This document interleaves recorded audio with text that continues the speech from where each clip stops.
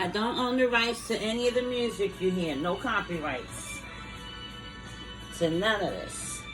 So I'm going to fry some wings and make a salad.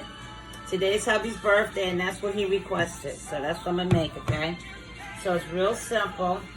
And the only thing that I'm using today, well, only 3 things. I'm going to just use some Lowry salt. I put some on here already. Don't want to make it salty. And some Chef Carmen. We're going to do the onion garlic pepper.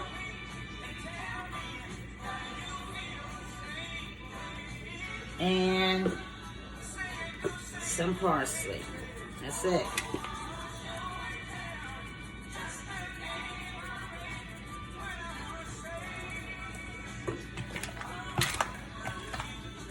And that is it for this. Let me give it a taste.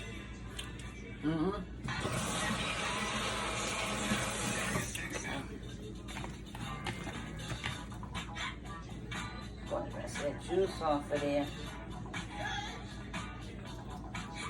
Okay.